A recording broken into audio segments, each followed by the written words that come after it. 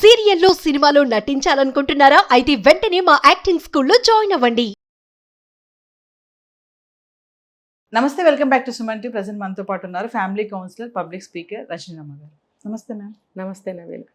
Madam, ఇప్పుడు భర్త జాడలేదు, అది ఎక్కడికి వెళ్ళాడో తెలియదు, అసలు ఉన్నారా లేదా అనే ఇన్ఫర్మేషన్ లేదు. అప్పుడు ఆ టైంలో మరి భార్య ఈ పసుపు కుంకుమలు తీసేయచ్చా, ఉంచుకోవాలా అంటే ఏంటి అసలు? కొన్ని పరిస్థితుల్లో భర్తలు మిస్ అవ్వడమా, లేకపోతే మతి స్థిమితం తప్పి ఇంట్లోంచి వెళ్ళిపోవడమా, ఏదో కొన్ని కారణాల వల్ల భర్త ఎక్కడున్నాడో తెలియకుండా పోతుంది. పోయినప్పుడు కొంతకాలం వెతుకులాటలో సమయం అవుతుంది. ఇంకా ఈ లోపల ఆవిడకి ఆందోళన బయలుదేరుతుంది. ఏంటి, ఎలా, నా ఫ్యూచర్ ఏంటి, అడిగిన తెలిసిన వాళ్ళని, బంధువుల్ని, పాపం అందరినీ సహాయం అడుగుతుంది. ఎవరు చేయగలిగింది వాళ్ళు సహాయం చేస్తారు. ఇంకా దొరకలేదు. కొంతమంది ఏం చేస్తారు తెలుసా, లైఫ్ మీద విరక్తి పుట్టి ఇంట్లో చెప్పకుండా హిమాలయాలకు వెళ్ళిపోయిన వాళ్ళు ఉన్నారు, సన్యాసుల్లో కలిసిపోయిన వాళ్ళు ఉన్నారు, సాధువుల్లో. అప్పట్లో అనేవాళ్ళు సంసారం కంటే సన్యాసమే బెస్ట్ అనేవాళ్ళు. ఇప్పుడు కూడా మనకి సాధువులు కనిపిస్తారు చాలామంది. వాళ్ళల్లో కొంతమంది చెప్పిన జవాబు కూడా ఇదే, నాకు ఇంట్రెస్ట్ లేదు అందుకని నేను సాధువుల్లో కలిసిపోయానని చెప్పిన వాళ్ళు ఉన్నారు కదా, అలా వెళ్ళిపోతారు. అయితే వాళ్ళు సమాచారం ఇస్తారు కొంత కాలం తర్వాత, నువ్వు భయపడకు, నేను ఇక్కడ ఉన్నాను, ఏం పర్వాలేదు. కానీ కొంతమంది అసలు ఆచూకీ ఇవ్వరు. వాళ్ళ జీవితంలో బాగా విరక్తి పెట్టుకోవడము, లేకపోతే అసలు సంసారం అంటే ఇష్టం లేకపోవడము బలమైన కారణం అండి. వాళ్ళు అసలు ఇన్ఫర్మేషన్ ఇవ్వరు, సాధువుల్లో కలిసిపోతారు. ఒకవేళ మనకి ఎదురుపడిన వాళ్ళు మనం గుర్తుపట్టలేని స్థితిలో వాళ్ళు రూపం మారిపోయి ఉంటుంది కాబట్టి గుర్తుపట్టలేం. ఇలాంటి సందర్భాల్లో కూడా భర్త ఉన్నా లేనట్టే బ్రతుకుతూ ఉంటారు. పిల్లలు అడిగిన పాపం అమ్మాయి నాన్నేడి అంటే పిల్లలకి ఏమని చెప్పాలి, ఇల్లు వదిలిపెట్టి వెళ్ళిపోయాడు అనాలా, ఏదో ఊళ్ళో ఉద్యోగం చేస్తున్నాడు అనాలా, మరి ఏం చెప్పాలి, మరి ఎప్పుడొకప్పుడు రావాలి కదమ్మా అని పిల్లలు అడుగుతుంటారు. ఇంకా బంధువులు అనేవాళ్ళు కొంతకాలం అయిన తర్వాత తెలిసిందా, ఏమన్నా జాడ ఎక్కడున్నాడో తెలిసిందా, ఏమైనా ఎంక్వైరీ పెట్టించావా, మొన్న ఆ మధ్య ఏదో ఎంక్వైరీ పెట్టావు కదా ఏమైనా తెలిసిందా, తూట్లు పొడుస్తూ ఉంటారు సమాధానాల కోసం. ఇప్పుడు కొంతకాలం గడిచిపోయింది, కొన్నేళ్ళు అనుకుందాం, కొన్నేళ్ళు గడిచిపోయి పిల్లలు కూడా ఎదుగుతున్నారు. ఆవిడకి సంసారంలో ఎన్ని కష్టాలు వచ్చినాయో, సుఖాలు వచ్చినాయో, అవసరాలు వచ్చినాయో, సహాయాలు కావాలా, ఇవి అడగరు. చాలా తక్కువ మంది ఉంటారు చేసేవాళ్ళు. వీళ్ళు అప్పులకి వెళ్ళడము, అప్పుకి వెళ్ళకుండా తలో 10,000 సాయం చేసిన బంధువులు ఉన్నారా? నేనైతే వినలేదు. చాలా తక్కువ, ఒకళ్ళిద్దరు ఇస్తారేమో కానీ అందరు బంధువులు తల ఒక చెయ్యి వేసి ఆ ఫ్యామిలీని పైకి లేపుదామని అనుకోరు. నీ మొగుడు వదిలేసి వెళ్ళిపోతే నువ్వేం చేసావు అందుకే వదిలేసి వెళ్ళిపోయాడు. లేకపోతే ఇప్పుడు ఏదైనా యాక్సిడెంట్ అయింది, యాక్సిడెంట్ అయితే ఇవాళ కాకపోతే రేపైనా ఇన్ఫర్మేషన్ వస్తుంది, ఫలానా చోట అయింది, ఈ బాడీ మీదేనా, మీకు సంబంధించిన వాళ్ళదేనా అని అడుగుతారు. అలాంటివి ఏమి జరగనప్పుడు అతను ఎక్కడికో వెళ్ళిపోయాడని చెప్పుకోవాలి. కొంతమంది మతిస్థిమితం తప్పి కూడా ఎక్కడెక్కడ తిరుగుతుంటారో, ఈ స్టేట్లో నుంచి ఆ స్టేట్లో తేలుతారు, ఇన్ఫర్మేషన్ కూడా తెలియదు. ఇలా ఉన్నప్పుడు అర్థం చేసుకునే చుట్టాలు ఎంతమంది ఉంటారు చెప్పండి? 10 మందిలో ఒకళ్ళు ఇద్దరు ఉన్నారనుకుందాం. ఆ ఒకళ్ళిద్దరు సాయం చేస్తే వెళ్ళి కుటుంబం పైకి లేవదు కదా. అందరూ కలిసి తలో చేయవేద్దాం, పిల్లల్ని చదివిద్దాం అని ఆలోచించకుండా పొడుస్తూ ఉంటారు. ఏంటి, మగుడు వదిలేసి వెళ్ళిపోయాడని ముద్ర వేసేస్తారు. మగుడు లేకపోయినా సరే చూడు ఎలా అలంకరించుకుంటుందో, మరి ఇల్లు ఎలా నడుపుతుందో, ఏమో బాబా ఏం చేస్తుందో ఏంటో మనకేం తెలుసు, అనుమానపు మాటలు, దరిద్రపు మాటలు, ఇవి ఆ ఇల్లాలకి ఇంకా ఇంకా బాధను కలిగిస్తాయి. అసలు నిజంగా ఆవిడేమి చేసి ఉండకపోవచ్చు, తప్పు ఏదో అలా జరిగిపోయి ఉండొచ్చు. అప్పుడు ఆవిడ ఎంత నిందలు మోయాల్సి వస్తుంది అలాంటి మాటల వల్ల. ఈ బంధువులు ఎప్పుడు అంతేనండి, వాళ్ళు ఏమి చెయ్యరు, ఏడ్చి చస్తూ ఉంటారు.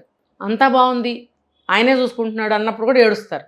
ఆయన లేడు, వీళ్ళు ఒంటరిళ్ళు అయిపోయారు, అనాథలు అయిపోయారు అన్నప్పుడు ఏడుస్తారు. ఇంకో రకం ఏడుపు అనమాట అది. ఏదో బాగుంది, ఇవాళ తింది, మొగుడు లేకపోయినా సరే తింది, మొగుడు లేకపోయినా సరే బొట్టు పెట్టుకుంటుంది, మొగుడు లేకపోయినా సరే ఆ అలంకారాలన్నీ ఉంచుకుంది, ఇలాంటి మాట్లాడతారు.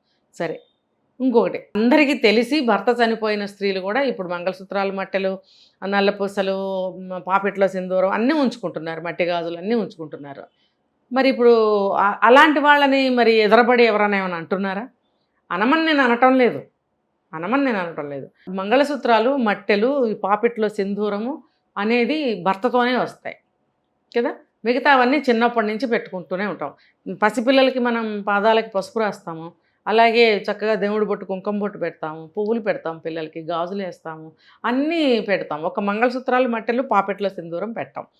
భర్త పోతే అవి తీయాలి అని అంటారు. సరే, వాళ్ళకి భర్త లేడు అని బాధపడటం వాళ్ళకి ఇష్టం ఉండదు. ఆ బాధ వాళ్ళు భరించలేరు, ఆ ఎడబాటు భరించలేరు.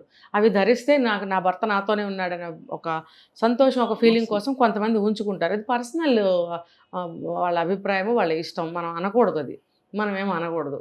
సరే ఇలా ఇన్ని రకాలుగా ఉన్నప్పుడు ఎవరు ఎవరిని ఏమి చేయలేరు, ఎవరు ఎవరికి ఏమి చెయ్యరు. అలాంటప్పుడు ఇలాంటి సందర్భంలో వచ్చి కాకుల్లాగా పొడుస్తూ ఉంటారు. మంగళసూత్రాలు ఇంకా తీయలేదు, బొట్టు ఇంకా తీయలేదు, ఆయన ఉన్నాడో లేడో తెలియదు. ఇలా అన్నప్పుడు మరి లేడు అంటే ఖచ్చితంగా తీస్తారు సాంప్రదాయం ప్రకారం. ఉన్నాడో లేదో తెలియనప్పుడు ఆయన బ్రతికే ఉన్నాడు, ఒక 100 ఏళ్ళు బ్రతికాడు అనుకోండి, ఇప్పుడు ఒక 10 ఏళ్ళు చూసి తీసేయాలా? ఎలా తీసేస్తుంది ఉన్నాడో లేడో తెలియకుండా? ఇప్పుడు ఉంచుకోవటం అయితే 100 ఏళ్ళు ఉంచుకోగలదు, కానీ తీసేయటువంటి తీసేయలేరు. ఎందుకంటే తాళికి ఇచ్చే విలువ అటువంటిది. అందుకనే చూడండి, తెలిసి భర్త పోయినా సరే కొంతమంది తీయటం లేదు. ఉన్నాడో లేడో తెలియనప్పుడు అసలు ఎందుకు తీస్తారు? ఇది మనసుకు సంబంధించింది, ఒక బంధానికి సంబంధించింది. ఆ భర్తని వదిలి ఉండలేనప్పుడు అసలు ఉన్నాడో లేడో తెలియకుండా మనం తీయకూడదు, తీయలేము. నా చేత్తో నేను ఎలా తీసేస్తాను, నా భర్త ఎప్పుడు నాకు కావాలి, నా భర్త ఎప్పుడు నా పక్కన ఉన్నట్టే ఉంది అన్నప్పుడు నేను ఎలా తీసేస్తాను అని ప్రతి స్త్రీ ఆలోచిస్తుంది. కాబట్టి ఈ విషయాన్ని ఎవ్వరూ కూడా పొడిచి పొడిచి కాకుల్లాగా ఈ బాధ పెట్టద్దు ఒక స్త్రీని. పెట్టుకోనివ్వండి. నా చిన్నప్పటి నుంచి చూస్తున్నాను ఇలా అన్ని పెట్టుకున్న స్త్రీలని. అదేం పెద్ద తప్పేమీ కాదు. అది వాళ్ళ సాంప్రదాయాన్ని ఎదిరించటము కాదు. సాంప్రదాయాన్ని ఎదిరించి వాళ్ళు ఎక్కడికన్నా వెళ్ళిపోయేమన్నా చేస్తే యాక్షన్ తీసుకోవాలి కుటుంబ సభ్యులు. అలాంటివి ఏమీ లేవు. కేవలం నా భర్త నాతో ఉన్నాడని నేను ఆ భ్రమలో బ్రతుకుతున్నాను అన్నప్పుడు బాధ పెట్టకూడదు. కాబట్టి అది కంప్లీట్గా వాళ్ళ మనసుకు సంబంధించింది. ఇప్పుడు ఇన్నాళ్ళు నాతో కాపురం చేశాడు, ఇప్పుడు లేడు, ఆయన తెలియకుండా ఎక్కడికో వెళ్ళాడు, లేకపోతే చనిపోయాడు. సాంప్రదాయాన్ని గౌరవించాలా, నా బంధాన్ని గౌరవించాలా అనే వైదీభావంలో ప్రతి స్త్రీ కొట్టుకులాడుతుంది. కానీ ఆటోమేటిక్గా బంధువులందరూ చేరి ఆ రిచువల్స్ అన్ని చేసేస్తున్నప్పుడు సాంప్రదాయానికి తల వంచి తన మానసిక వేదనని అణుచుకుంటూ సాంప్రదాయానికి తల వంచుతుంది. ఇలాంటి సందర్భంలో ఎలా తల వంచాలి? ఉన్నాడని నేను అనుకుంటున్నాను, నేను తీయలేను కాబట్టి ఆవిడ ఉంచుకోవచ్చు. ఇది కంప్లీట్గా ఆవిడ మనసుకు సంబంధించింది. ఇది ఏ శాస్త్రంలో రాసి పెట్టారా దీన్ని? లేదు. భర్త పోగానే గబగబా అన్ని చేసేస్తూ ఉంటారు. అది అందరికీ తెలిసింది భర్త పోయాడు అని, అది చేస్తున్నారు. సాంప్రదాయాన్ని గౌరవించాలి అని చెప్పి తల వంచుతున్నారు. ఇలాంటి సందర్భంలో అవసరం లేదు. అది కంప్లీట్గా మనసుకు సంబంధించింది. ఈవిడికి ఒక 80 ఏళ్ళు వచ్చినాయి, ఆయన పోయాడని ఏంటి గ్యారంటీ ఏంటి? అంటే ఆయన బతకూడదా 90 ఏళ్ళు 100 ఏళ్ళు? అలా అనుకోవచ్చు కదా. కాబట్టి ఆవిడ తీయదు, తీయాల్సిన అవసరం కూడా లేదు, ఆవిడతోనే పోతుంది. Thank you.